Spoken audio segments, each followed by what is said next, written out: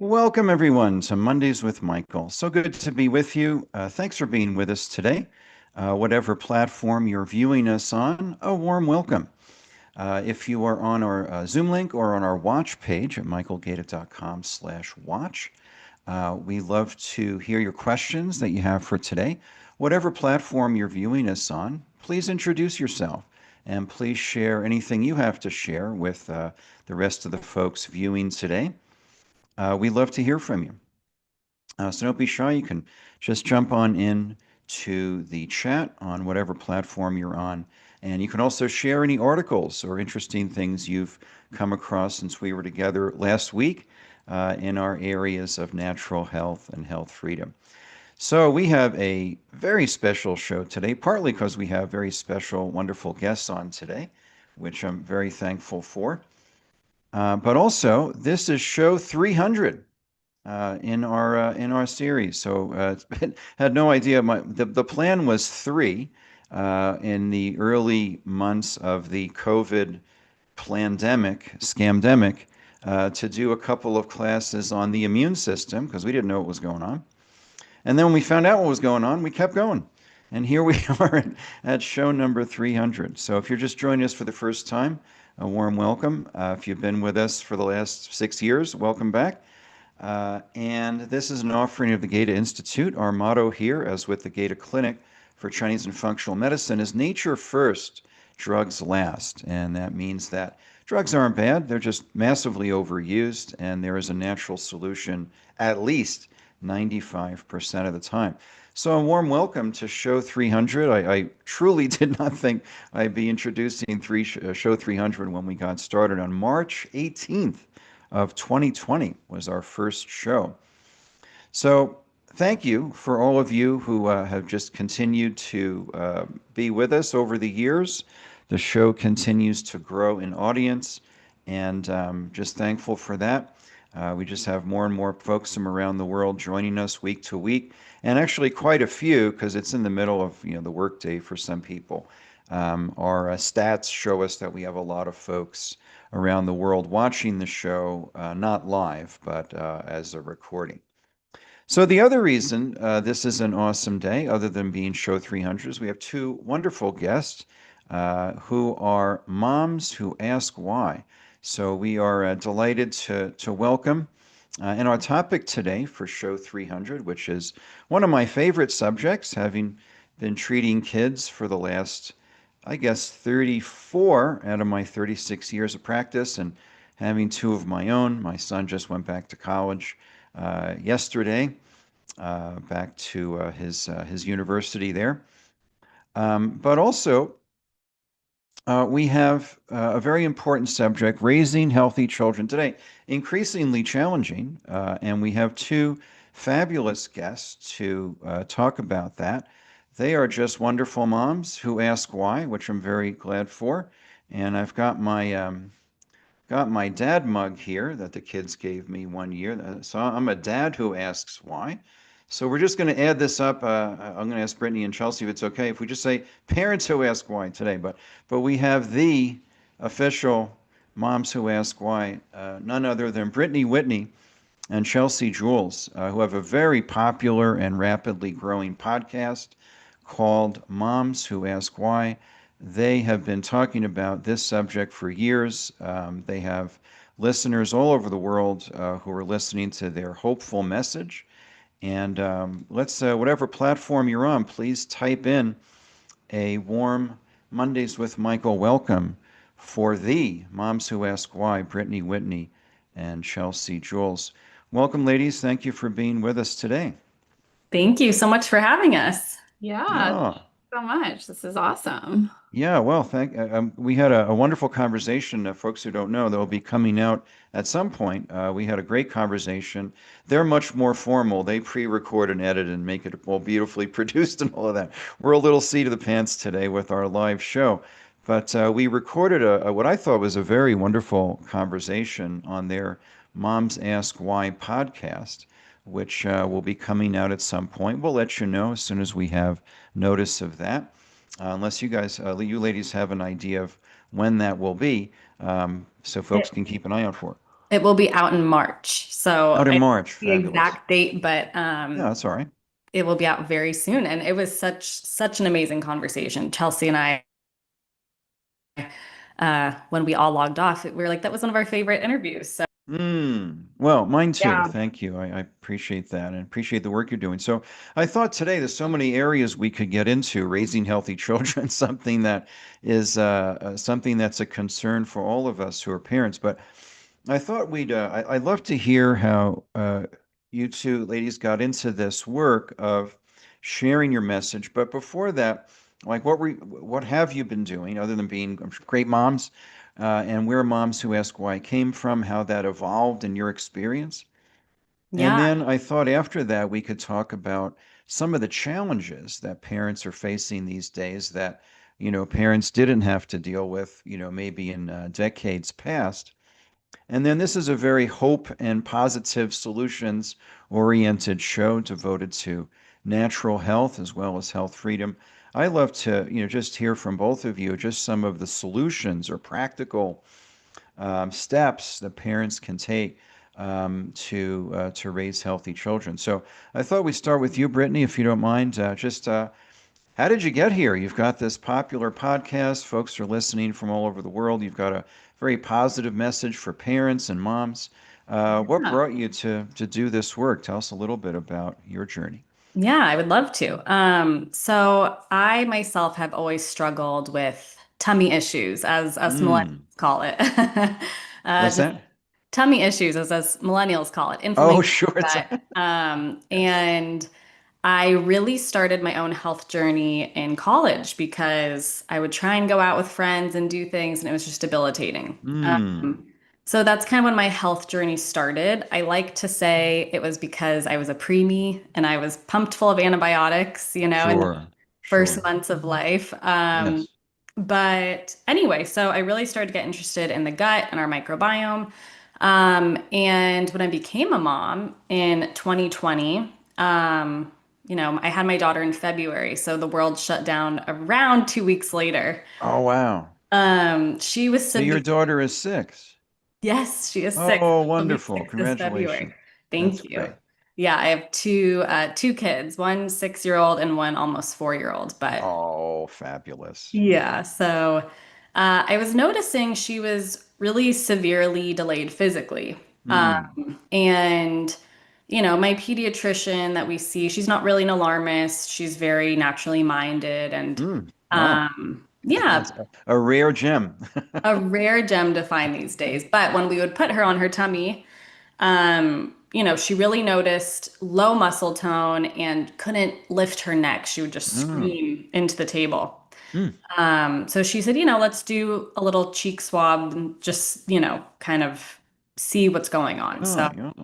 we found out she had a microdeletion, not super rare, not super one that like isn't studied. It's like about 1 in 15,000 have Oh, it. well.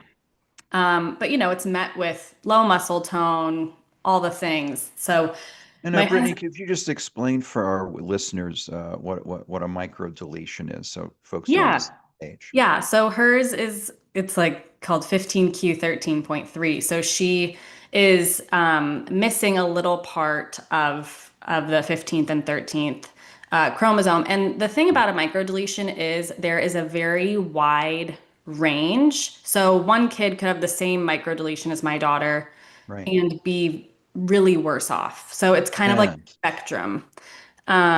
So we were told she had this microdeletion. The person who told us was a doctor who was like not very hopeful and at first said, you need to take her to Children's Hospital, get her spine checked, and she Mm. could be paralyzed for life, basically Wow. is what this doctor said. And he was obviously wrong. Um, but it was not the introduction to motherhood I was Yeah, hoping right. for.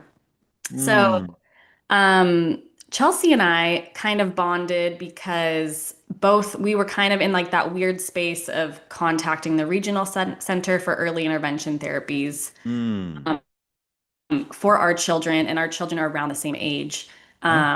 And so we kind of got texting and we were talking, we were asking all these why questions. Hmm. Because my Moms husband, are asking why. yes, my husband and I did the test ourselves, and her gene or her microdeletion was de novo, meaning that my Hmm. husband and I were not carriers of this Okay. microdeletion. So I was like, why did this happen?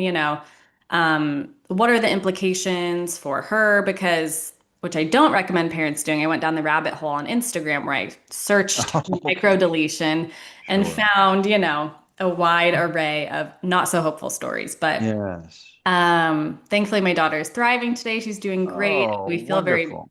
feel very blessed. But Hmm. that's how Chelsea and I got connected. Is So is your daughter sort of, you know, adapted or yes, she is so-called fully caught. normalized or? Yes, fully caught up. If you met her today, you would have no idea Oh, um, wow, that's amazing. that she has a microdeletion. But a lot of the side effects when we were looking up the microdeletion were like apraxia of speech, meaning no Yeah. speech, or very limited speech.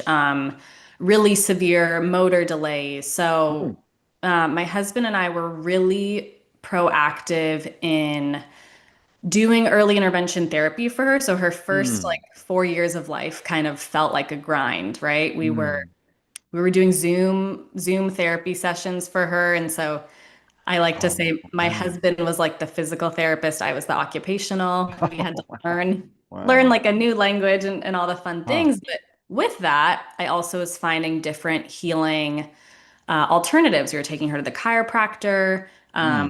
We were doing, osteopath, craniosacral work. Nice. So there was a lot of kind of more natural things we were doing in conjunction with traditional therapy. Hmm. So yeah, Chelsea and I were just talking. We were kind of had a gripe with the regional center, right? There was such a long wait Yeah. list. Oh, okay. And, a lot of first-time parents, at least, don't really know how to navigate, what to do when your child is delayed. Right. So, me and Chelsea kind of bonded over that. Hmm. And here we are years later, just moms asking why and kind of searching for answers for all children's health and all Yes. parents, and trying to give simple tips and tricks that parents can do, interviewing doctors like yourself to kind of get the bigger picture and break it down for Yes. parents, what it means to raise healthy children in the kind of burdened climate that we live in today. Yeah, right. Wow. Amazing. Well, I'm so happy your daughter's doing well, and kudos to the two of you for being very proactive and doing all you can to Thank help you. her. This is, we talk about this in our courses a lot, the difference between genetics and epigenetics, and that, genes are kind of the hand we're dealt, epigenetics, how we play that hand.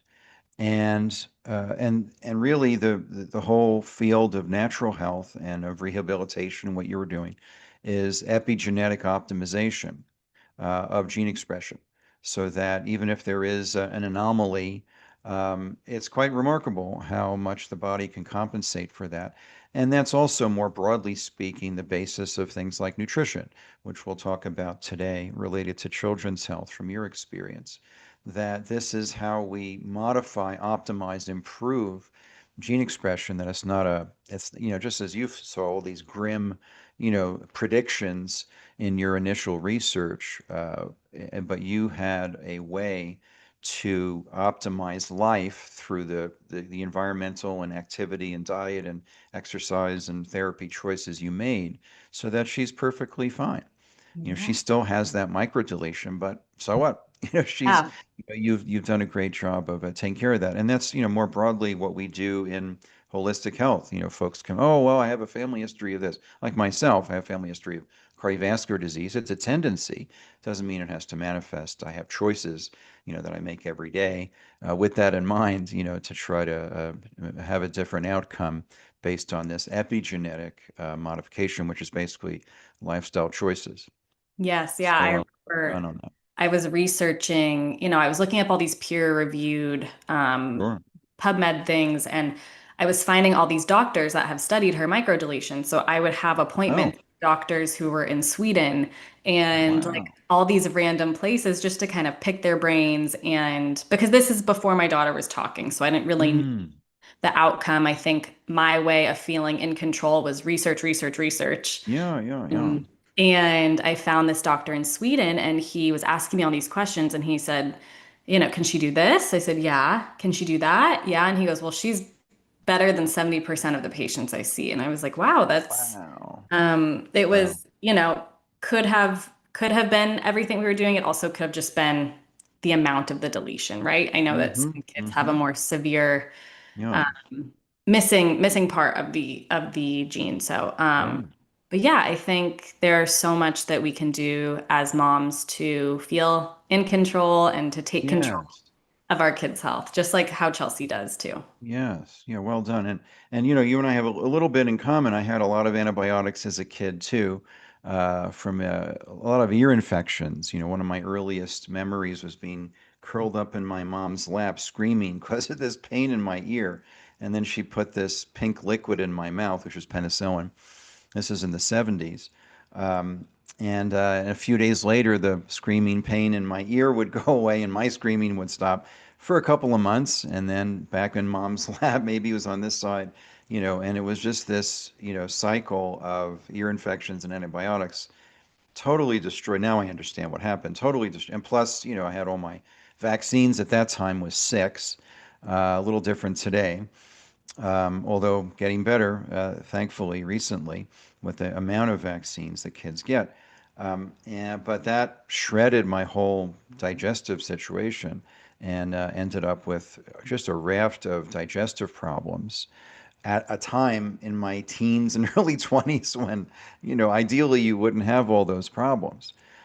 So I appreciate that you've faced similar challenges and come through from, healing your own digestive system. Yeah, I think it's something me and Chelsea bond about all the time. We kind of feel like the millennials were the experimented on generation. Right? Mm, We were, mm, I myself, I took Vyvanse, which is a stimulant, and I took it for sure. about 15 years, and I was on Oh, wow. birth control for Wow. 15 years, and Huh. always on a Z pack, an Oh, antibiotic wow.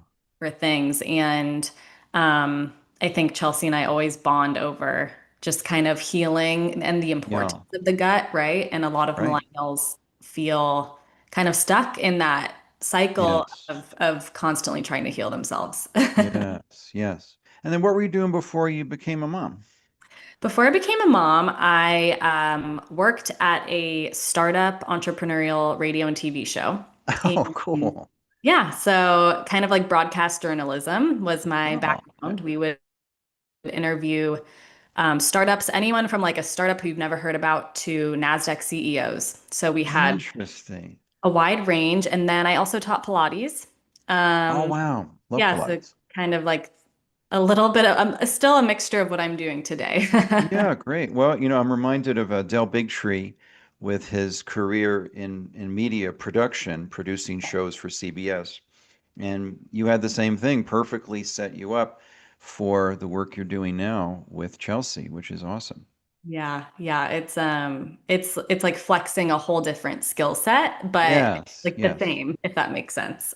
Well, yeah, I mean, media production is media production, basically, and you're just producing something different. But, I'm sure all those chops and skills that you developed in your career there are serving you well today as you have this wonderful venture with Chelsea. Yeah, thank you. Excellent. Well, let's scooch over to speaking of Chelsea. Chelsea, we'd love to hear a little bit of your story and how you came to be working in this wonderful area of educating moms.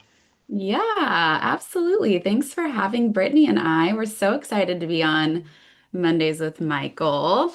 So I came into this space, my background is a school psychologist. So when I Mm, graduated with my undergraduate, I wow. thought, what do I want to do? Well, I love working with kids and I love having summers off. And so school psychologists worked in the school year and then we had our summers off. Oh, wow. Yeah. And so what you do as a school psychologist is you assess, cognition in kids, you assess Mm, processing in kids, you do a social emotional assessment, and then you present it to the parents and the school and you basically say, yes, your child qualifies for special ed or not. okay. And so when I had my own boys, I was pregnant with twins, identical twin boys. Oh, wow. Um, I had noticed their And delay. how old are they now, Chelsea? They are 5. Oh, nice. Twin Yes. boys, 5. Oh, that's great. Congratulations. Yes, thank you so much. It's been quite the journey to get here. I think I mentioned to you when we were talking on our podcast, they were diagnosed with autism. Yes. And this was a series of honestly unfortunate events. I had a kidney infection while pregnant where I landed in the hospital with morphine. It was actually a missed UTI from my OB Oh. that landed me there. So then she Hmm. says, you need to be on antibiotics for the rest of your pregnancy. And me being a new young mom, kind of like Brittany Wow. you described, we're like, okay, well, the doctor says I need to do this. So I'm going to Right. follow her direction. Of course. I really knew nothing about the holistic world at this point. Right. And so my twins were born. They were meeting all milestones, and then I vaccinated them because I live Oh, in okay. the wonderful state where there's no medical freedom in California. We Oh, have California, sure. to, yes, we have to vaccinate for our kids to attend daycare and to go to school. And so even though in the bottom of my stomach, I never felt really good about it because I had heard so many other family stories.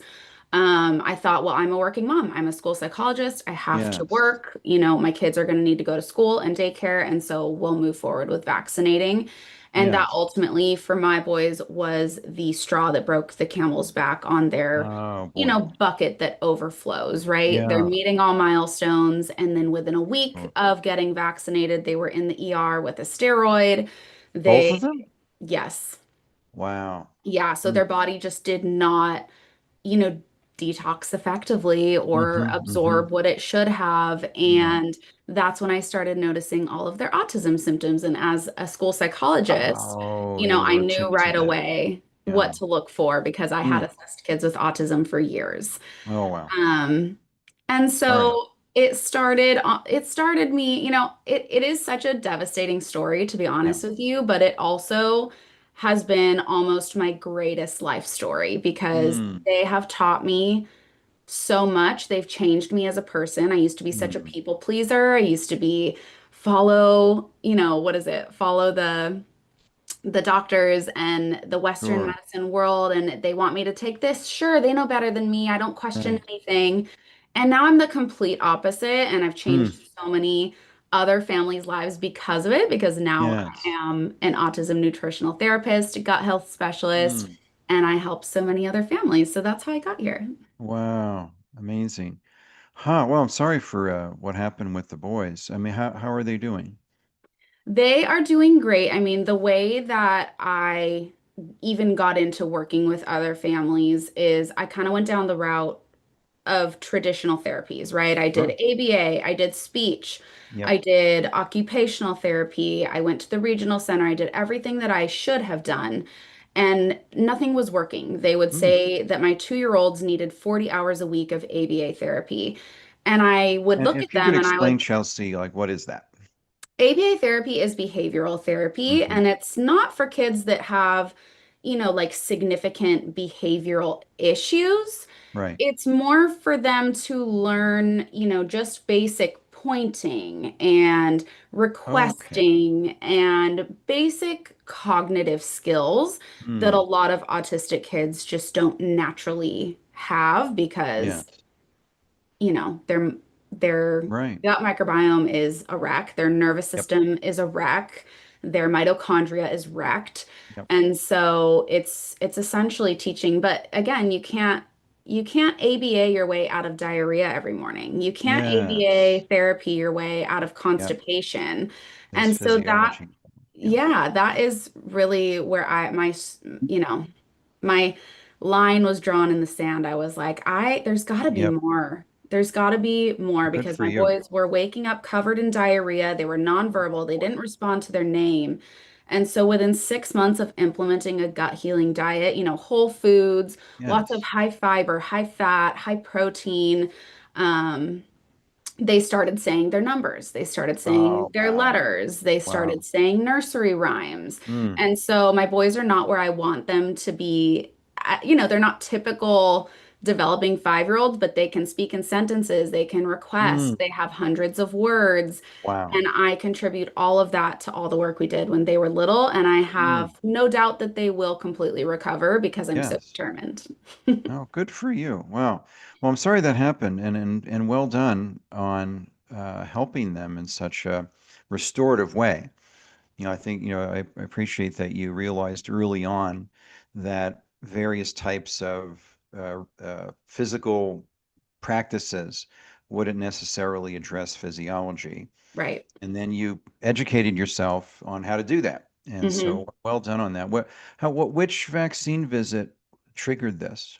2 months, 4 months, 6 months? It was so my boys, this is kind of a long-winded story as well, but my boys were born at 34 weeks, and so they Oh, went into the NICU. So they were not even adjusted for the age they should have got the vaccine. So they were oh, treating them as typical 18-month-olds, and they got the interesting. vaccine at around 11 months. And I Oh, think it was their varicella, which is a hmm. live chickenpox vaccine. Yes, yes.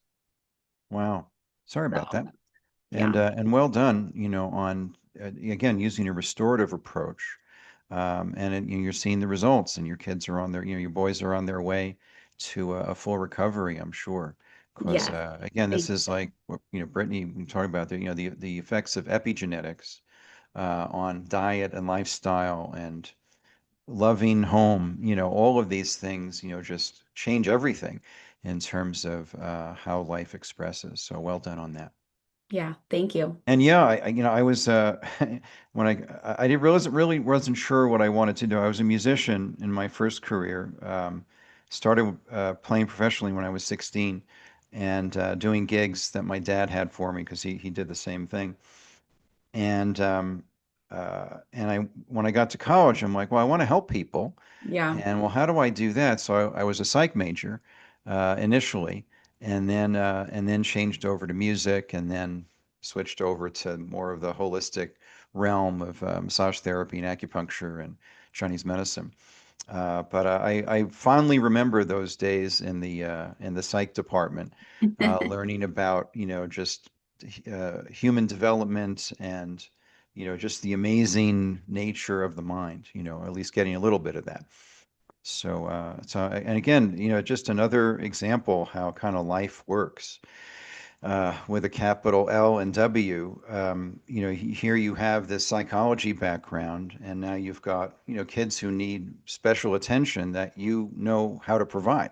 Yeah. So bringing your pen, like Brittany producing shows, Yeah. here you are as a school psychologist helping your own kids. I mean, that's pretty awesome. Life is very wise and benevolent, kind of God works. So that's a beautiful thing. So want to get Brittany back on here so we can just have a conversation. And we'd love to hear we'll just have a open conversation now. hmm What's your sense of like your experience of the challenges that parents are facing today? Yeah. That maybe, when I was growing up in the 70s and 80s, for example, not that long ago, that parents are facing today, that they kind of need to be kind of open-eyed and clear-eyed about, like, hey, there's stuff going on in the medical system, in the media, and medicine, and public health, just kind of wacky stuff that wasn't always the case. What are the challenges that parents are facing today? I think, and Chelsea and I talk about this all the time. I think today as a parent, you have to be hyper diligent, Hmm. and kind of have your head on a swivel, unfortunately. And I Hmm. don't mean that in a negative way, No, but no. I think at least from what I hear from my parents, is the environment in which they grew up in was vastly different than Yes. the environment that our children are growing up in today. Even the environment that Chelsea and I grew up in, right? Like Right. today, and this might be a conspiracy theory of me, but we have chemtrails all over. Yes. And I took my daughter to the chiropractor and I caught rainwater, which sounds very woo-woo, Right. but I caught it in a mason jar. I brought it in and she was allergic to the rainwater. So something as simple because of the Wow. chemtrails, the debris, everything was falling from the sky. Hmm. So something as simple as having our kids play outside on a day where I notice they're spraying the skies, right? Right? Is just like ding ding, a little thing that goes off, making Wow. sure that we're buying all organic food Yep. that, isn't being sprayed. Even unfortunately today, like at Sprouts, right? They're Yep. spraying some of the organic foods with this like chlorine-based substance, and a lot of parents don't Hmm. know that. Hmm. Um, and just being hyper diligent about, EMFs, the constant radiation that Right. their little bodies are being exposed to. And I think it's important to remember that um, their bodies are smaller, right? So Right. just like when we were talking about the amount of Tylenol, right? That like a pregnant woman Yes. takes Yes. is a full dose, into the embryo, but the smaller bodies means that it causes more harm to them, right? And they're more Hmm. sensitive. So I think just parents being so mindful of like cleaning supplies that are in the home, the food they're eating, the water that they're Right. bathing in and Hmm. drinking is so important. Like there's a database on the EWG. You can go and Yes. type in That's your right. zip code and you can see all the harmful, I mean, or non-harmful things that are in your water.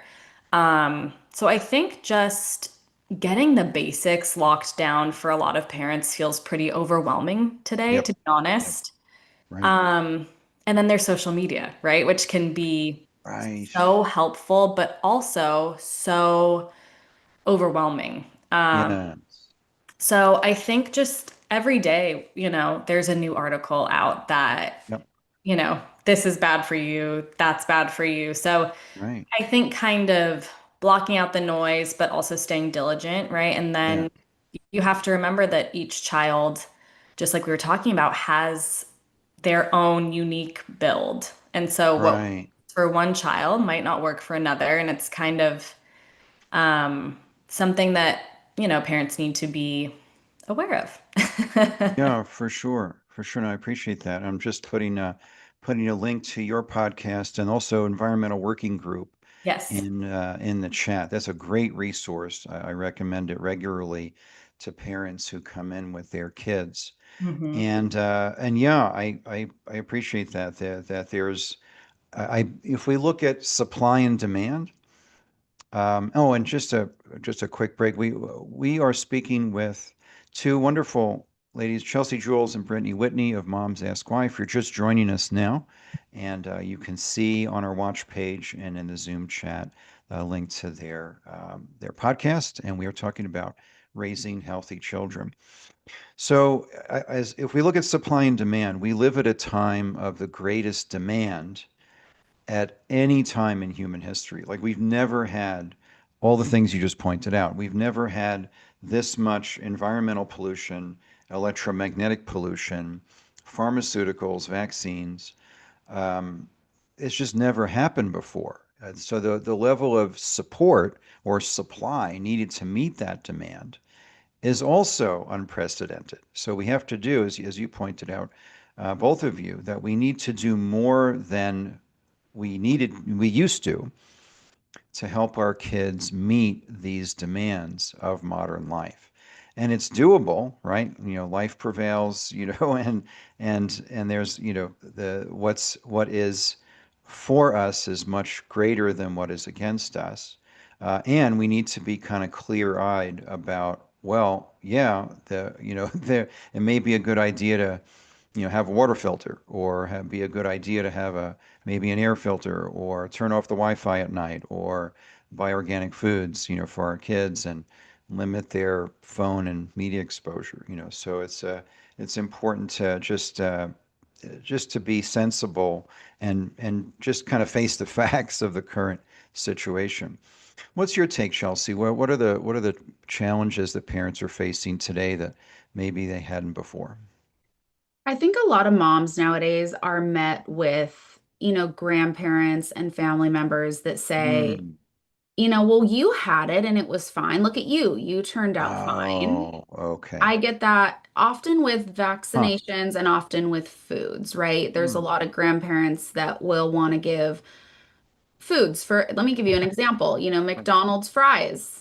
In the Yes. 1980s, they Yes. were cooked in beef tallow. It was Right. potatoes and salt.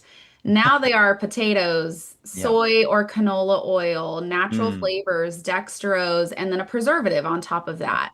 And so the truth is that it's just not the same whatsoever. And that's so much more that the body has to digest and exit, right? It Mhm. needs to come out. And that's also, I think, why you see all of these neurodevelopmental disorders on the rise. You see colon cancer on the rise. I think Mm. that there's just so many things that have evolved, kind of like you mentioned, Dr. Michael, with, everything is so mass produced now, everything is so developed for the masses instead of Yes. what it used to be, where you could go to McDonald's and get potatoes and salt, and that's it.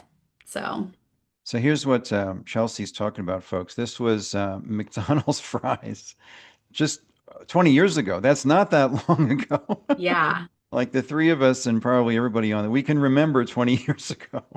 And that was it. Potatoes, beef tallow, and salt. And they were pretty yummy, I have to say. They were pretty yummy, having consumed my fair share of McDonald's fries growing up. Oh, yeah, But they're look at this good. complete disaster that Chelsea's talking about. This is today's McDonald's fries, which just, I may, it's probably every few years I'll end up in a McDonald's for some reason. Like I'm camping with the kids and we're just, we just On a need road something. trip. Everything else is closed. So it's every few years. I'm not too concerned about that. But look at this disaster, exactly what Chelsea was talking about. Now, that soybean oil is genetically modified, probably hydrogenated soybean oil, Right. and all of these things that aren't actually food, So I appreciate, Bobby Kennedy's food pyramid, the new one, and it basically was like eat real food. And so I'm going to put my Bobby hat on for a minute here and and eat real food. And I think that's what, Brittany and Chelsea are talking about in part is make sure your kids are eating things that are actually food. Yeah, Yeah. we actually just interviewed the man who helped redesign that pyramid, and he was Really? saying that kids Who's that? nowadays, what was his name, Britt? It Name was, is Dr. Michael Goran, yeah, Oh, sure. Goran. He wrote like really amazing Yes. books about sugar and the harms, and he was really in charge of redoing the food pyramid in respect to refined grains and added Hmm. sugars. Yes. Oh. And we actually interviewed him like a few days after we interviewed you. Oh, okay. And it was crazy. We were talking about the pushback, right? That we're seeing Right. with the new food pyramid. And he was saying Right. how they were staying up, like him and his whole team were pulling all-nighters, I think for what, 3 months, Chels, yeah, Wow. to get this into effect, and how That's he all flew to the White House. monthers. Not an all-nighter. Yeah, That's an all-monther. that's an all-monther, that's Mm. right. Yikes. But just that, the pushback people they're so upset, right? That like Yeah. steak and red meat is on the top. And they're like, well, that doesn't work for everyone, and that's causing heart Yeah. attacks and blah blah blah. And it's like, Yeah, yeah, yeah. just No, it's eat, not. just eat real food. Eat It's real not that food. hard. Have you ladies seen the Dave Asprey version of the food pyramid? I The don't think whole thing I is have. steak. Oh, okay. The entire pyramid is just different cuts of Yeah, steak. that's funny. Well, he was saying Grass how fed beef, the whole thing. he wanted to create it as a circle and make it look like a plate. Oh, yes, they did Um, that once. Yeah. but it received a little bit of pushback. But Hmm. yeah, it's not that hard to just not poison, And my husband and I were talking about this, Right. right? So my daughter had a play date. We were taking them to dinner, and one of her friends only eats fast food. Whenever she Really? comes over, she's like, I want Carl's Jr. I want Wow. McDonald's. And she said, the only thing I'll eat, is a cheeseburger and a milkshake. So we Interesting. took the kids to Shake Shack, which we normally don't. Right. And my husband was saying for a burger, for fries, and a milkshake, which what she wanted, it was almost like $26 a kid. And we were like, that Wow. is, it's costly not only on your health, but on your Wow. wallet to eat Mm, that way, you know? mm. And It it's is. unfortunate that young girls are going through puberty so much earlier these days because Oh, of for sure. the food and the hormones in the food. And in the air, in the Yes. cosmetics, in the environment, like, yeah, these xenoestrogens are a huge problem, and I think that's Hmm. we were just talking about this in our cancer course monthly call.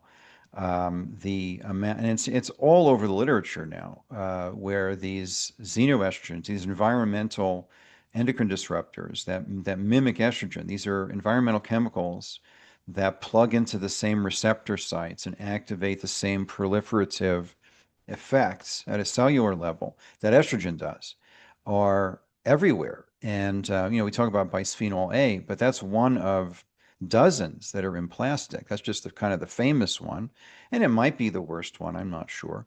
But this assault of endocrine disruptors is a huge problem. So, kids, I mean, just appreciate what the two of you are doing because the between the vaccines and the diet and the screens and the EMF, etc., kids are really being assaulted in so many ways that it takes very aware parents to defend them, to protect them, so that they can have a good shot at a healthy life. I took the kids to a birthday party. This is years ago. They're 17 and 21 now. But I took them to a birthday party, and of course there was this like, kind of Entenmann style birthday cake, and they didn't want it. They had like a little bite. They're like, "This is icky. Like, I don't like, I don't want." And I say, "Hey, look, it's birthday party. Enjoy, have some fun with your friends." They weren't interested. It was. I was kind of proud dad at that moment that they didn't want the soda. It was sitting right there. I didn't stop them. It's like, hey, it's a birthday party. I don't want them to feel, a couple of times a year. I'm not too concerned. But they didn't want it. And I think, what the two of you have done, getting your kids started on the right track, really sets them up for success. And that's incredibly important. We've got a question from one of our regular listeners. This is from Richard, I believe in Texas, I think. What therapies or physicians would you recommend for DNA anomalies or epigenetics? I understand this may be specific to the case, but if there are places where I can get references for genetic disorders, I would appreciate the link or location. I've scoured the normal medical archive reports at WebMD. That may not be your best source of info there. We should call it Pharma MD or Web Pharma.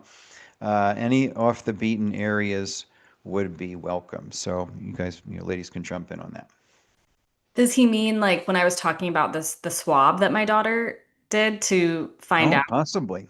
Okay, that we did through a place called Cortica Care. I don't Hmm. know if they're a franchise or what, but that's just where our pediatrician sent us to do the swab test. Sure. I believe there are there's Dr. Mark Hyman, right, who Yes. has Function Health. And I Yep. believe I was just listening to a podcast with him, and they have more like-minded doctors, I believe. Yes. But in terms of gene testing, it might be based on where you live. You might need to search like gene testing near me, and it's usually you could do a blood test or you could Okay.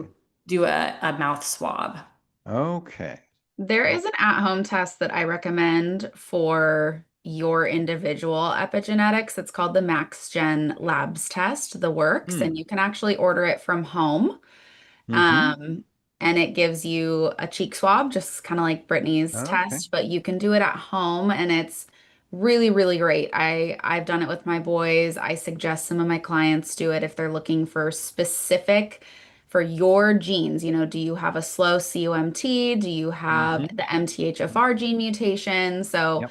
it's really, really informative. I'm curious. I was going to also suggest for epigenetics. I love the book Dirty Genes. Is that something that you have ever Mm. read or listened to, or do you support it? I can't say I'm familiar with it. Oh yeah, okay. It's a great one. It breaks down epigenetics truly Okay. to the root of why things happen and how they happen based on your epigenetics and the Right. SNPs. But I did the audiobook. It's called Dirty Genes, and it's a really Yep. great book if you are looking to educate yourself more on Thank epigenetics. you. And if you go both could put links to those tests in the chat, then I'll copy that over to our watch page as well. Yeah, there's an amazing doctor who we interviewed too, Dr. Ann Shippey. Mm-hmm. Um, and she has a book called The Preconception Revolution, and Oh, she wow. really broke down like how epigenetics works in relation to conception and Oh, birth and everything. But yeah, I will put the place I went to. I don't know. I'll put it in the link okay. in the chat. Thank you. Okay, and I'm just getting that book into the chat for folks who are interested. Dirty Genes, Ben Lynch. Yes, that's excellent. Okay, good. All right, let me just check on our watch page if we have any questions there yet. Not yet. Okay. All right. And so I just love to hear from like what have you found? Like you mentioned the microbiome, Brittany, and we talk about that a lot here in the school.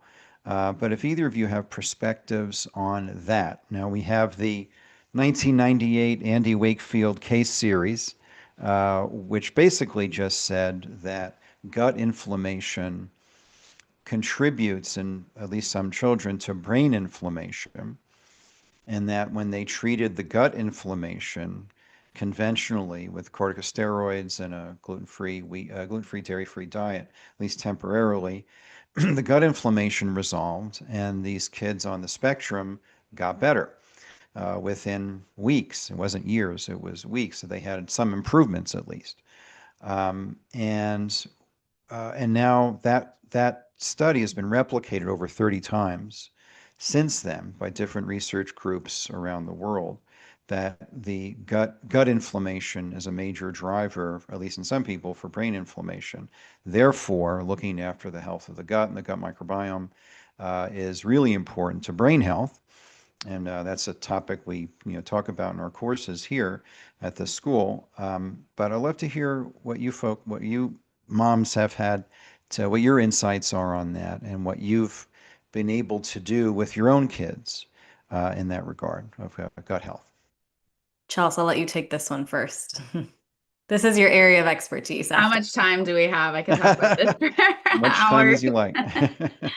Yeah, I mean, I wish that this study was mainstream with every pediatrician. I wish it was in their Right, office because right, right.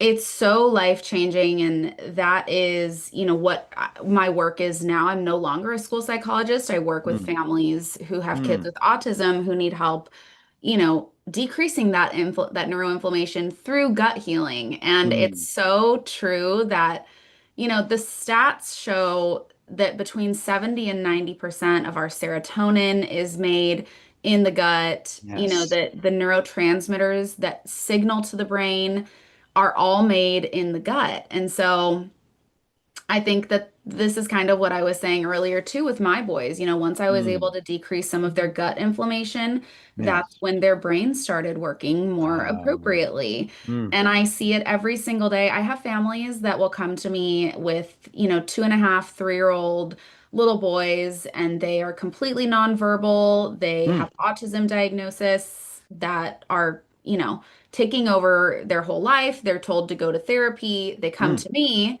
And within 6 months, they are using 3 words together. They are pointing. They are Wow. saying their numbers and letters in multiple languages. I have multiple case studies Wow. that show that Wow. it's huge, but unfortunately, Western medicine just doesn't acknowledge it. So it's Mm, still woo-woo and it's still a scam, mm, mm. And so I think that there's a ton of truth to what you said. And what are some of the like just one or two specifics that when families have implemented, or even in your own kids, that make a difference? Like simple things, dietary changes that you have found, really make a difference.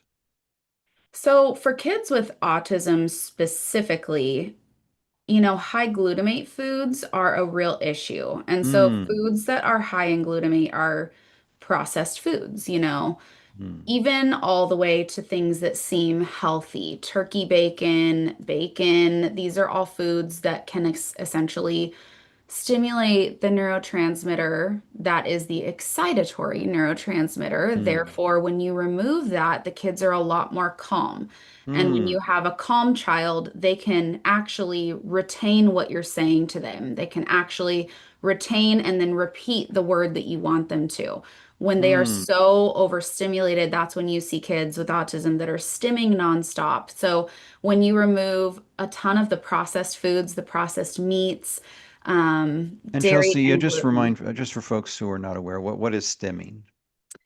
Just for our Stimming listeners. is when kids with autism look for a regulation tool, and Mm. so it often is a very, very distracting regulation tool for a lot of kids. They will have a Mm. vocal stim where they're, screaming or they're saying ee like literally Mm. nonstop for hours, or Mm. they're hand flapping like this nonstop, or they're Mm-hmm. rocking. You'll see some videos of Yeah. kids with severe autism and they're just rocking because they're trying to, Right. like a baby, it's like they're regulating, when you rock a baby to sleep, you're trying to regulate them and Mm. calm them down. So So, this is an adaptive response that the child is looking for some stability, would you say, or trying to cope with what's happening in their bodies and brains?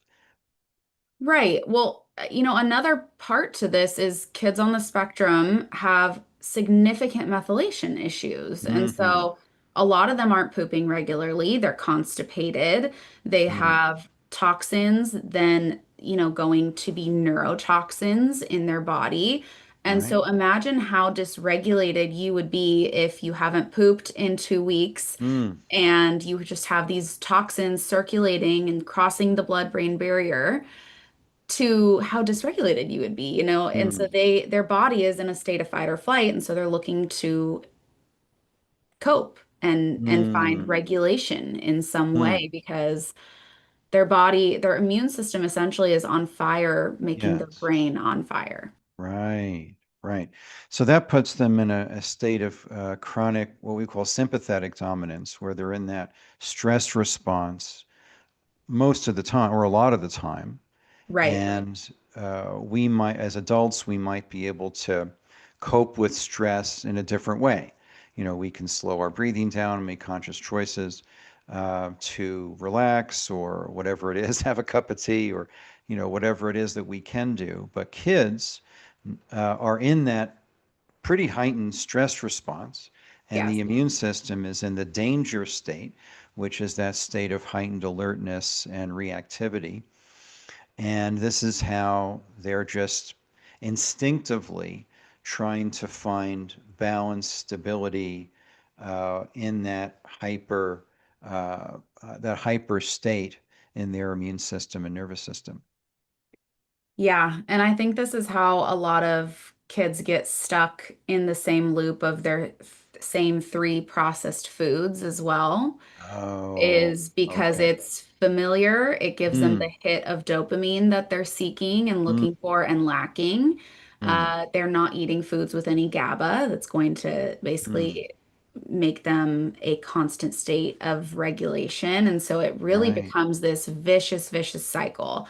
And Mm. I know, I have a neurotypical child as well Sure. that is the same age as Brittany's son. They're like a couple months apart. Oh, okay. And so we talk about this even with neurotypical kids, that you Mm. will see their behavior is so, so different, and their Yes. excitatory, neurons are going haywire Right. and crazy when they eat specific foods. Oh, and okay. and then you have, a child with autism that really can't regulate and bring their Mm.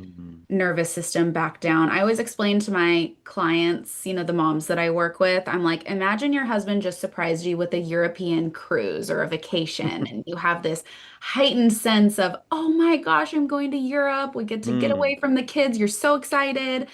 And then you come back down because normal people with no brain damage, no neuron damage can Right. come back down, and even kids that have no damage, they can come Right. back down and understand, okay, we have to pack our suitcase first. Kids with autism aren't going to understand. They're stuck up here in Mm. this heightened state. So I always try and give that explanation so that Yeah, we that's a can good one. understand. Yes, yes, that's a good one. And yeah, and this is, we look at physiology, at least in terms of vaccination.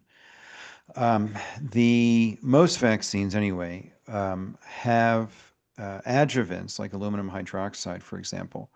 And we're also getting aluminum exposure, as Brittany pointed out, from the chemtrails, the geoengineering chemtrails, which they've been repeatedly found in samples to have nanoparticle aluminum. So we're inhaling aluminum and then injecting the aluminum. And aluminum is there as an adjuvant to heighten immune responses, to put the immune system in a state of high alert, high reactivity, high sensitivity, so that that teeny bit of antigen or protein in the vaccine will generate what's called a durable immune response and a humoral immune response. So an antibody-mediated, acquired, or adaptive immune response that's lasting. Because there just isn't enough antigen, there isn't enough thing that they're trying to make antibodies to stimulate antibody production to. There's not enough of it to really do much unless the immune system is forced into that state of heightened alertness and reactivity. So the problem with that is, as Chelsea pointed out, the immune system is on fire. And so and particularly with multiple vaccines in a single visit, on top of whatever's in the diet and in the air and whatever, it's a cumulative combination that is locking the immune system in a state of heightened stimulation. And that's where immunological tolerance breaks down. We develop autoimmune conditions much more readily when the immune system is chronically in a danger state. So everything you're hearing today is very important for restoring balance to children, but also helps adults too for that. I'm wondering, I would think, and this is, working with parents with kids on the spectrum, that they find that coping, they get better coping if they're held a lot. They get that physical connection, ideally to a parent, that helps them come down a bit. Have you found that too with yourself and your clients? Yeah. Do you mean with the kids being held? Is Yeah, that what just you holding mean? the kids a lot. Yeah, that is, it's interesting. That's so true. And that's why a lot of parents and occupational therapists will suggest things like weighted vests, weighted blankets. Oh, okay. And when I was working in the schools, we would do squeezes. So, just like Hmm. squeezing their arms because they want that input. Oh, okay. Um, but yeah, I do see that. Hmm. Hmm. Yeah. I think that's why chiropractic care works really well for a lot of autistic kids too, Yes. because Yeah. it's essentially they're being touched and squeezed and popped and Right. cracked, and Right. it's, so good for their nervous system. That's excellent. So, a couple of things. I want to make sure everybody knows about your podcast, and I'm just going to put that up here. Is that a good page? That's the one I put into the You can chat. listen to Apple, Spotify, or anywhere you listen to podcasts. Oh, that's great. That's Yeah. great. So, this is the Moms Ask Why Yeah. podcast, and it's everywhere. And this is you can see these shows. And just tell us a little bit about the show Mhm. and when you started it and how the journey has been. Yeah. So, Moms Ask Why is really a podcast hosted by Chelsea and myself, two moms who are challenging the norm surrounding motherhood. Hmm. We joke that it's not your average pediatrician's favorite podcast. We ask the questions that a lot of moms are thinking but might be afraid to voice. Yes. And our mission is really to educate, inspire, and empower moms and all parents to reclaim their families and their children's health because our Beautiful. children are the future. Yes. Yeah. So we interview everyone from doctors like yourself, to moms who just kind of are on the same boat and same page as us. We've Hmm. interviewed like happiness experts, right? Like Hmm. kind of viewing how your child's happiness could affect your happiness as a parent. So, but I Yeah. would say we primarily are focused on interviewing doctors Yeah. and other moms just to kind of get answers. That's great. This is wonderful. So you ladies started this about a year ago. Is that right? Yeah, we started a year ago. Wow, that's amazing. Well Thank done. you. Yeah, It's and fabulous. it's been really fun. And we every yes we get when we reach out, we're still really excited by. Yes. Right. And we're just hoping that even if one episode could help a mom or a parent, Mm, that's our goal. that's great. Well, I'm gonna play your trailer here because I think it's pretty cool. And let me get the audio on here. Make sure this is working. Oh, Why have I asked my electrician I found on Angie.com to bury my pet hamster? I was so moved by how carefully he buried oh, my this is electrical audio, wires, right? I knew Okay. I could trust him to bury my sweet nibbles after his untimely end. This is very strange. Angie, the one you It's an trust. ad. Find the ones you trust. Find pros for Yeah, all your yeah, home yeah. projects at Angie.com. Dear Winter, Toyota can't get enough of you because Toyota's got 25 vehicles with available all-wheel drive and four-wheel drive, and that's more than any other auto brand. From the versatile RAV4 to the svelte Crown, the sleek Camry all-wheel drive, the Corolla Hybrid all-wheel drive, the rugged Tacoma, the tenacious Tundra, and the spacious Grand Highlander with all-wheel drive to keep you and yours safe. Wheel drive, the rugged More to motherhood than ask why. Oh, here we go. Brittany, Whitney, moms back out our action will bring the traction. Toyota, let's go places.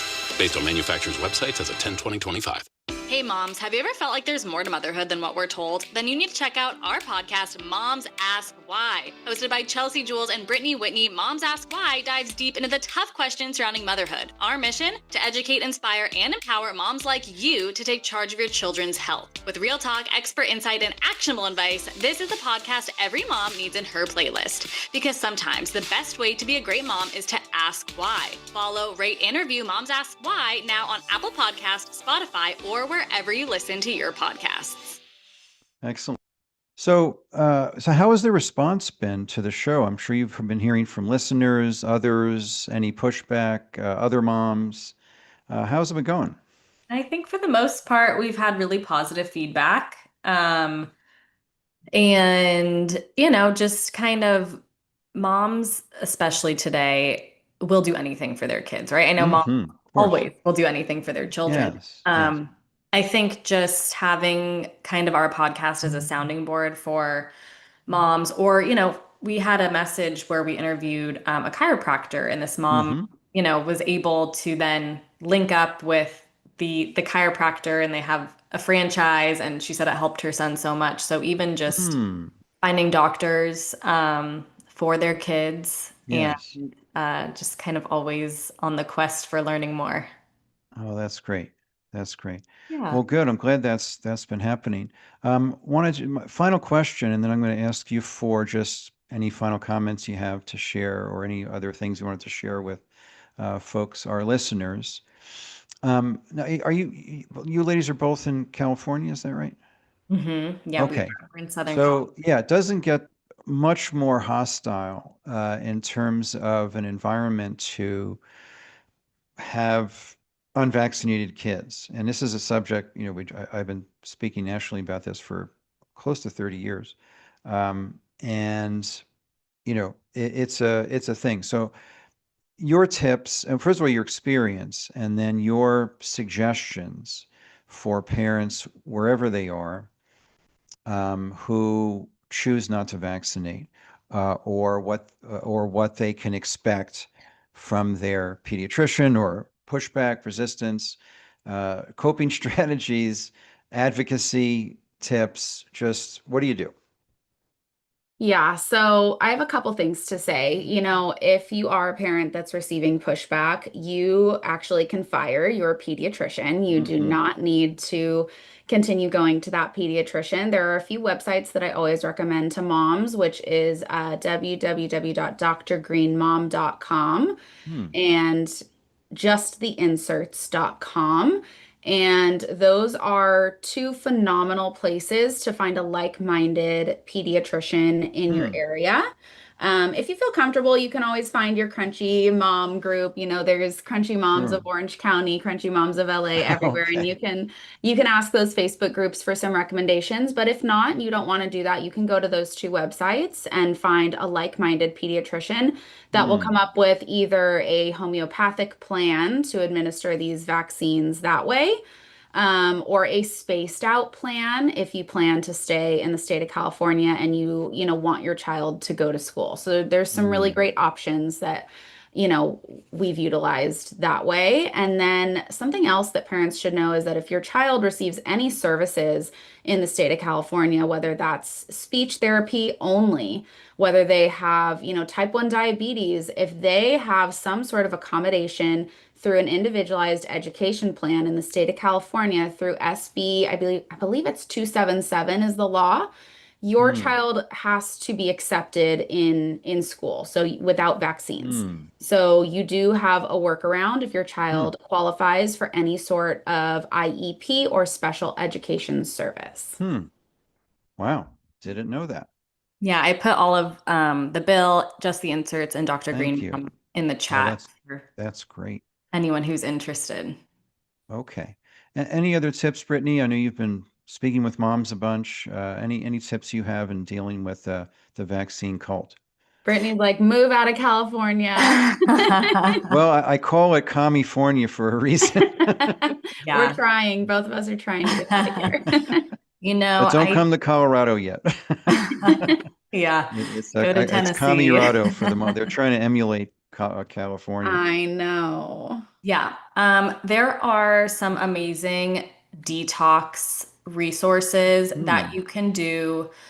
Well, first, there's immune support you can do before the vaccine, which is different for every vaccine, but there's also detox protocols you can do after you vaccinate, which will lessen the effects of vaccines if parents are choosing to do that, right? So you can up your vitamin A before giving your child a vaccine if that's something that you're interested in. You could, cod liver oil, carrots, the whole thing. And then you can do like oil of oregano on the bottom of their feet before vaccinating and after. And just really limiting sugar, any processed foods. In And no terms, Tylenol. no Tylenol, that's correct. Nothing that depletes glutathione and anything of that nature. You can also do glutathione-rich foods, right, to support them prior. And if you're choosing not to What are some examples of those, Brittany? Yeah, I mean, you could do sardines if your child will tolerate them. Just like also we were talking about the swab before too, like with my daughter's specific microdeletion, I found out she was very nutrient deficient in certain things. So I almost feel like the future of medicine and what we're going to see is so personalized, right? To kind of optimize, almost biohack, if you will, our kids and ourselves. So I think also finding out what they're deficient in, like my daughter's deficient in selenium. So I do a lot of, not a lot, but I do Brazil nuts every other day for Sure. so finding, check your child's vitamin D levels, right? Get them outside in the sun.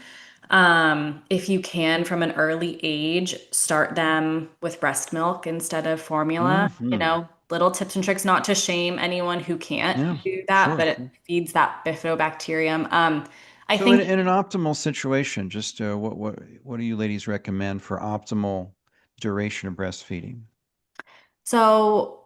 I think honestly, as long as you can, right? Yep. I breastfed my daughter till she was 18 months, and I got pregnant with my son at 15 months. And when you get pregnant and you're breastfeeding, it changes the taste. Yes. So my daughter weaned herself at 18 months, and my son was breastfed till age 3. So, Excellent. I think, and look, unfortunately, they're finding, lead and toxins and everything in breast. That's also in formula too. So I think if you could try and give your kid the best start at life, right? Start them with like whipped bone marrow for their first food instead of the pouches or the canned prepackaged food. If you could do sardines and really what Chelsea was saying, right? Like gut brain healthy foods to give them the best shot so that their toxic bucket isn't so overflowed. If you have to go to that pediatrician's office and get vaccines, I think that will give them the best start to life. Excellent. Anything to Yeah, add there, and Chelsea? I think too, if you are not choosing to vaccinate, just listen to your gut and try and block out the noise and be informed of your options, because you're the parent, right? And you have the ultimate deciding factor. I think a lot of Right. people don't realize that. So, Yep. um, yeah, that's and there's also there's a company now called It's My Leche. I'll put it in, but Hmm. it's Okay. freeze-dried breast milk. Really? Wow. Yes, and they're very, very rigorous in their testing. So it's not just Oh, like random, but I'll put it in the link. If you thank can't you. breastfeed, you can buy donor freeze-dried breast milk. Wow. And Did it's not know just, that. yeah, I think it's really like the modernizing of breast milk for, Yep. working moms or just people who can't Sure. produce, who've had preemies like Chelsea, right? Right. I think it's just kind of a cool little hack. It is a very cool little hack. Wow, I was not aware of that. Thank you. Yeah, of course. Well, good. So, good. So I just want to give each of you a chance, just any final comments. I want to make sure you both feel complete for today in what you wanted to share with our listeners and parents. Yeah, I think just, if you're a mom that's listening and you're kind of on a healing journey for yourself or your child, just don't give up, right? Every human is so unique and different, so what might work for one kid might not work for yours, and just keep digging and don't be afraid to ask why, and listen to our podcast. Hmm. Yeah, you've had some amazing guests, and that's just wonderful. I see you interviewed Peter McCullough. That's awesome. He was on the show here, and I just got an email from him. We're going to be recording our fourth show for his podcast in a couple of days, and he's just a wonderful, courageous physician who has had, quite a turnaround. I mean, we were speaking at a natural health conference here in Colorado, and we were just in the green room, so to speak, where the speakers hang out, before they go on, and he was just sharing his story of how he was very pro-vaccine, and then just had some concerns about the COVID vaccine. And then that led him to say, well, what about this is horrible. Let me look at the other vaccines. And then he's like, wait a minute, this whole thing is a disaster. So just, his journey has just been amazing to watch over the years, of how his eyes have been opened. Yeah, he was a Um, great interview. I'm sure. He really, I knew a lot about COVID, right? And we're still Mm, learning because it's crazy to think it wasn't that long ago. Like, that's right. wild to me That that is wild. it's almost like me and my husband talk about it all the time. But, just the deaths that I have seen from the COVID vaccine, Yep. I know a handful of people. I don't think that the families have quite connected the dots, but they're all Right. the blood Right. clots, Yep. but it really was like a human experiment, and he really Hmm. opened my eyes to things that I knew, but I didn't know quite the extent. So that was a very interesting Yeah, interview. the rabbit hole's pretty deep. Yes. Yeah. A Yeah. 100%. Yeah, I think if there's any parents listening and they really want to like dive deep, I would say our interview with just the inserts Mm. is very popular. She goes all into, if your child does have a negative reaction, how to report that to the VAERS system, the vaccine injury system. She has a whole playbook of questions to ask your pediatrician Mm. before. I also think our interview with Dr. Joel Gater Warsh, who's our first interview, so Mm. you might have to scroll down a little bit. Sure. He has a really interesting take on vaccines and autism. Mm. And we have two episodes with a Dr. Brian Thornburg. He's a pediatrician out of Naples, Florida, and Mm. he has 8 children, and he shares his Wow. perspective on how he decided the second half of his children to not vaccinate, which was an Mm. interesting story and kind of an interesting perspective, right? Um, Wow. and yeah, so those three would be great to get started. And then we just have some other like mom chats with moms who have really kind of overhauled their Mm. whole products they use. Branch Basics was a great interview.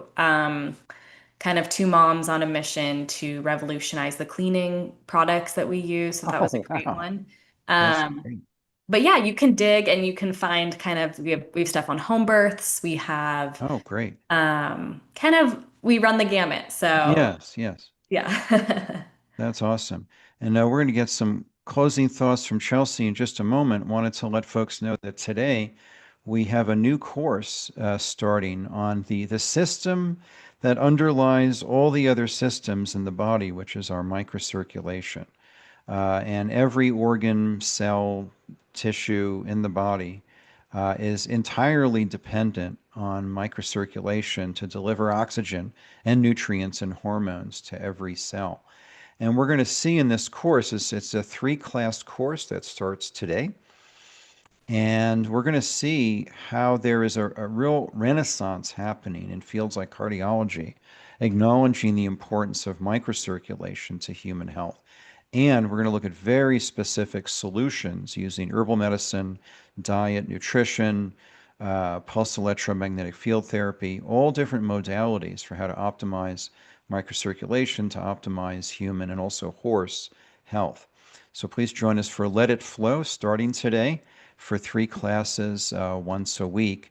And this will lead into our February course with Dustin Strong and myself on the importance of and how-tos of good sleep.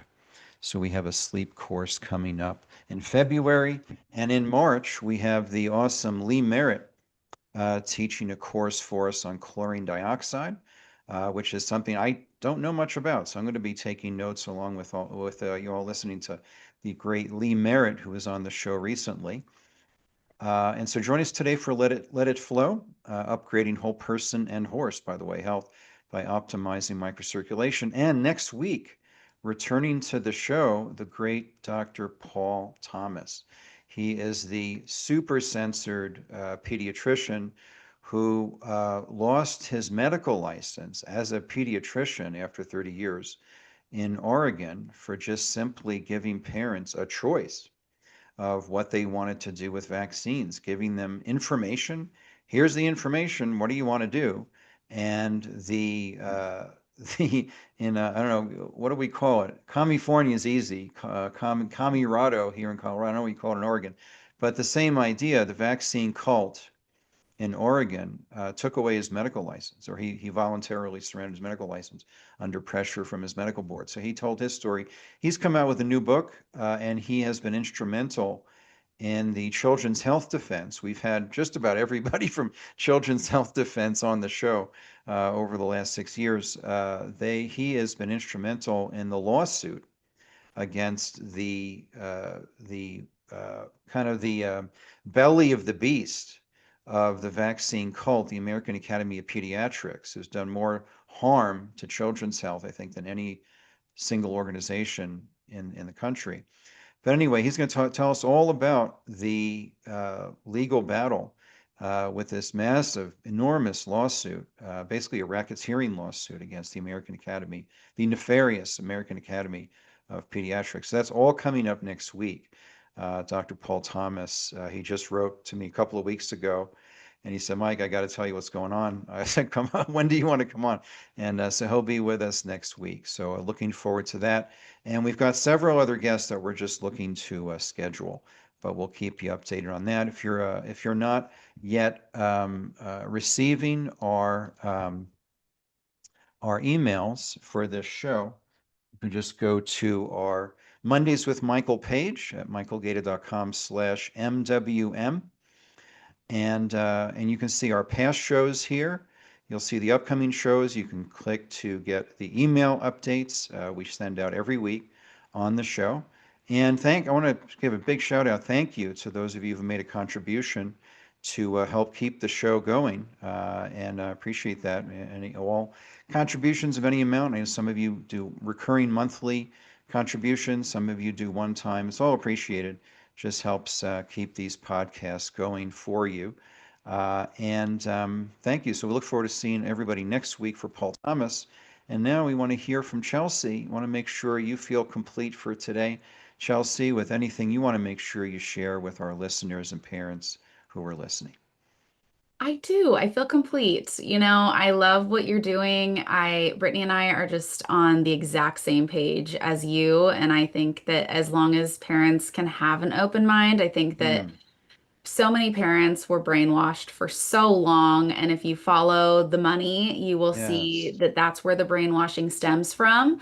And so always try and have an open mind. If anyone is trying to share their experience with you, there's no Mhm. reason that any mom would, say this for no reason, and Right. try and see where they're coming from, whether it's a child, like Brittany's, that had significant progress just Yes. through at-home therapies and love, honestly, Hmm. or if it's kids like mine that have ultimately autism, a bigger diagnosis with Yes. bigger challenges, that there's always a way to move forward, take your child's health back into your own hands, Mm. and you don't have to just pass them off into the system. Hmm. That is a very hopeful message. I appreciate that. And we can talk later, but I hope you ladies will teach a course for us for our school on everything you've learned, or some of the things you've learned that help parents and kids. It'd be great to share that wisdom with the world through education. Yeah, Yeah, absolutely. that'd be incredible. And Chelsea, you did forget to mention you have a course, 6 months to speech. So Oh, great. if if a Thanks for parent it. is Great. if Well, a please parent drop a link in the chat, please. I also want to get that over on our watch go page. ahead, Chelsea. But Yeah, if yeah, you had, we'd love to yeah. come back and share any information that you think would be helpful to your audience for sure. Well, good. I know you ladies speak on a lot of different subjects, and maybe after today, think about what message. Hey, we didn't get to this. We'd like to do a deeper dive on that. I feel like we got a good broad range, and yeah, something that you're passionate about that we haven't covered today that comes to you in the coming weeks. Just let me know. We'd love to have you back. Great. Thank you so much. Appreciate it. Yeah, thank you so, so much. Well, a warm thank you and a great thank you to Chelsea Jules and Brittany Whitney. Moms Ask Why is their podcast. Thank you so much for your time today and for the amazing work you're doing in the world to give moms and parents hope, as well as practical tools and specific perspectives they're not going to hear in the mainstream, which is really important. As I taught the kids, if you're not weird, you're screwed because the mainstream, the status quo is such a mess, with everything in the medical system and what we, do with kids, starting with childbirth. That it's important to be weird. So I thank you both for giving unconventional wisdom and hope to parents everywhere. You two are shining gems, and I appreciate all that you do. Thank you. Appreciate Thank it. you so, so much. Excellent. All right. Well, excellent. So good to have these folks, these two wonderful moms who are doing such important work in the world. Oh, okay, we will fix that for you. Sorry, Lenore, for the microcirculation course. We'll get that coupon set up for you right after the show. We'll take care of that for you. So we're just going to do a last call for questions. Anybody who has questions that they didn't have a chance to ask, I'll be here. And then I'm going to play the piano for you as I like to close our show with a little live piano music, hearkening to my first career with that guy back there, my piano.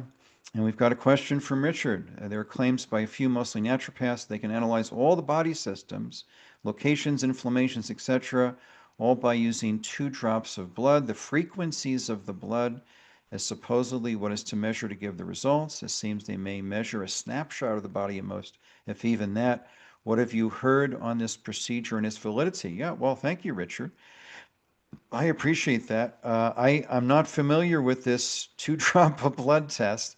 I'm curious about it, and I'm also going to answer, Chelsea had answered that earlier, Dr. Michael Gorin for Dr. Hinders asking about that. You're welcome, Dr. Hutchins.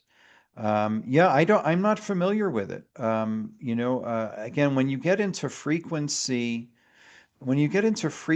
medicine, and this goes back to Royal Rife, goes back to Nikola Tesla, It's not conventional assessment. It's almost like homeopathy, which is really energetic medicine, where you're introducing frequencies more than physical stuff. So I'm not going to poo-poo it or say it's useless or nonsense. I'm not going to say that just because I don't know much about it, and I don't limit what can be determined or addressed therapeutically with frequency therapies or assessments. So I can't say anything about it, but here's a quote from Nikola Tesla. If you want to find the secrets of the universe, think in terms of energy, frequency, and vibration. There you go. So there's a little Nikola Tesla. So I can't say I'm familiar with it. I can say I've achieved some level of mastery of conventional blood testing, which is what we teach in our functional medicine program at cliniciansmastermind.com. So, I know all about that, looking at blood work and, this and that, looking at different markers and how to interpret that, natural interventions. I can't say I'm familiar with this. If you have a link, Richard, I'd love to learn more about it. I can't really say anything about that procedure and its validity. It's a great question, and I'd love to learn more about it. I'm always interested in, learning more about this sort of thing. And because, that's what I do for a living is teach functional medicine to practitioners, although I still see patients on Tuesdays, mostly remotely. All right. Well, hey, you know what? It's a live show. Why not? Let's take a look at it together just for a minute, and then we'll close the show with a little piano music. This is called createdforhealth.com. I'm seeing this for the first time. So you're getting, I guess they would call this a reaction video where you see somebody see something or what I like to listen to are musicians, professional musicians and producers listening to a great piece of music or a song for the first time, and you get their kind of live reaction. So that's what this is. So, so this is a vitalist approach to naturopathy. That's what naturopathy used to be before it was mostly taken over by reductionism. Most naturopathic schools are basically medical schools with vitamins. It's very reductionist, it's very test and drug. They are trying in many states to get prescriptive rights, which is kind of crazy, kind of like as crazy as chiropractors in certain states trying to get prescriptive rights to prescribe drugs. It's kind of crazy. So anyway, this vitalist approach, vitalist naturopathy is wonderful. This is very much in keeping with Chinese medicine, which is my original background, and is certainly consistent with traditional herbal approaches that rely on energetics more than physical compound analysis, right? So Ayurvedic and Chinese systems, and also traditional Western systems, if you go back far enough, were energetic based. So anyway, let's see what this is. The analysis involves a finger prick, a couple of drops of blood, and let's see what we have here. The most basic analysis is of food. Food is the root cause of inflammation in the blood itself. That's partially true. That's a little simplified. Food is a major cause of inflammation in the blood, but not the only one. A lot of folks are dealing with chronic infections that usually relate to nutritional deficiencies and immune deficiencies, but also toxic exposures and EMF exposures can also create inflammation in the blood. So, but they do mention toxins and infections. That's great. Conventional lab analysis. Okay, let's see. All right. Okay, so they're saying your blood contains information about every organ gland that is in your body in the form of a frequency, but it can tell us where in the body. We can determine something as minor as E. coli, Escherichia coli versus E. alberti is in your heart as a whole, heart cells, left knee, right knee. Interesting. Okay. Well, that's pretty wild. And then they've got some COVID vaccine, what we not what we non-affectionately call the genocide jab, the murder weapon, the poison death shot. There, it looks like they have an analysis for that as well. Okay, yeah. So interesting. Yeah, it's. I'm wondering how they assess that vibrationally. I'm not saying it's not, valid. I'm just saying I'm just seeing it for the first time, and yeah, they're a little light on details. Like, okay, what type is this? A spectrometer? Is this some type of frequency assessment like you might use, when I had my home checked by the Building Biology Institute for EMFs and getting an EMF plan for my home? They had a little detector that they took around the house to see where the EMF hotspots are in the house. Is it something like that? I don't really know. And they're not giving it a whole ton of information about it. They're saying what the outcomes are. It checks this and this, but not how. I'm just curious about that. Again, I'm not dissing it, so to speak, as the young people might say, younger folks might say, but interesting. So yeah, I'm not entirely sure how they're doing that, but okay, it's certainly looks interesting, and I love the vitalistic approach. I mean, that's very, if they get into the humors of Greek medicine, that's very interesting. And okay, let's see. All right, so it looks like they have some type of formulations. I'm not sure what's in the formulas. These are herbals, okay.